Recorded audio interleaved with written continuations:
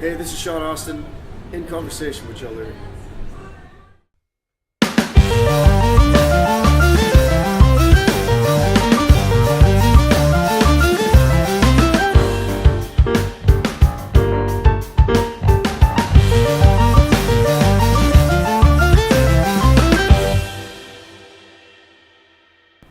Paradise Found. Have you found paradise yet, Shawn Austin? I'm finding it a little more recently. Yeah, I think it's that song was a song that meant a lot to me. Really, the first moment I heard it, but definitely in the last couple months, I think it's meaning a little more to me every day. Generally, how much does a song morph or transform from the first time you wrote it or the first time you hummed it or sung it to the recording process? I mean, generally, do you kind of try and keep things intact, or do you find that you tend to change things? My experience so far is that it's been pretty organic. From any song that whether we write something or it's a song that's pitched to us, it has to resonate with us first. It has to resonate with me as an artist. It has to be a song that I kind of listen to, going like, "Damn, like I should have wrote that." And then progressively from that moment on to the point where it records, it's going to change a little bit. But I think the essence should always kind of remain the same. And Paradise Found stayed very true to its roots right from the start. And now just me being able to, I've performed it quite a bit now, and it's done a lot more than we ever expected it to do. But it just comes from just because I'm more comfortable with it now, it comes from a deeper spot even more now. Your music is described, your voice is described as soulful and sultry. Is that fair? I think so. I mean, it's to me that just means it's real, and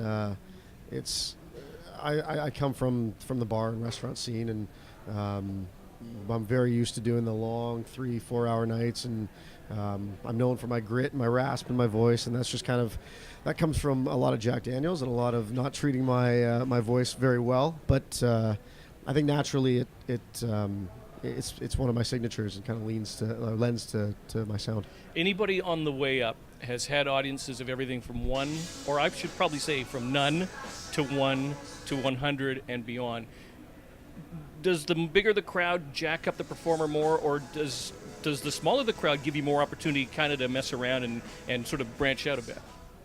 The crowd is definitely everything, but it doesn't necessarily, it's not size that matters. It's just the energy that you're getting. It could be two people. If they're right in it and they're loving what's going on and they're feeding you energy, you'll give it right back just as if there was 15,000 in front of you. Is it easier in front of 15,000? Maybe, just because there's more people to pull from. But I wouldn't say, so far in my experience that, the numbers don't matter as much. It's just if the room's there to party, we're going to give it right back. You were, I guess, if I can use the term, discovered by Dallas Smith, who is a pretty big, substantial artist in his own right. Yeah. Does it kind of really help you in your career having him as kind of like, your big brother overlooking your career? Yeah, I mean, it's invaluable to have that kind of mentorship, especially as I'm getting a chance to take a step at the next level. It's and like any business, I think who makes a difference just to make the inroads a little bit easier. But that being said, when you get a chance like this and you're working with guys like this, the bar gets raised a little bit higher. But I really play on my sports background, and I've always felt that when you're playing with guys that are better than you, and when you're playing with the caliber that you want to be, it naturally forces you to kind of live up to that.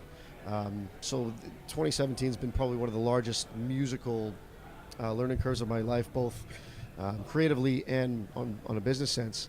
But if I wasn't surrounded by this kind of talent pool, it wouldn't have happened as quick. And to have that support there along the way, I don't think you can beat that. I did an interview with Randy Bachman a while back, and he was telling me that back in the day of the Guess Who, it was like in the 60s, they were in a hotel room in Winnipeg when they found out that on the Billboard charts they had knocked the Beatles out of number one. They took over the number one spot from the Beatles, and they said they literally just danced on the beds like school kids, just gigging with excitement. What's it like when you can see your name in the top echelon of a chart alongside some pretty heavyweights. Yeah, I mean, when that song wasn't supposed to. We didn't think it was going to break top 50. It was meant to be an introduction. Then we broke top 50, and then top 40, top 30, and top 20, and then, the Canadian country radio world's been so good to us, and we broke top 10, and then, to be up there with Blake Shelton and Brett Young, and I mean, I was jockeying back and forth with Dallas as well. So it I don't know if it's actually set in yet for me. It's special to be in that realm, and to kind of have the names, to have a top 10 for my first singles is I couldn't have wished for anything better. I didn't even wish for it to begin with. I didn't know it was gonna. I never would have expected it would have happened. But now it's these are all, that entire top 10 list is people that I looked up to, and I just hope I'm doing justice in that field. Okay, I got one final question, Yeah. and it's a loaded one. Yeah. When you go number one, and I should rephrase that, doesn't sound right. When you land in the number one position, if one day you're replacing Blake Shelton as a voice mentor on The Voice, Yeah.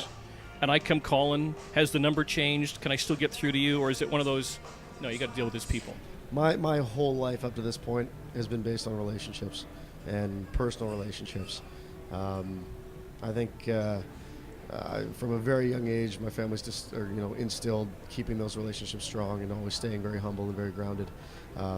So no, my number won't change if I was ever lucky enough to get to that level. But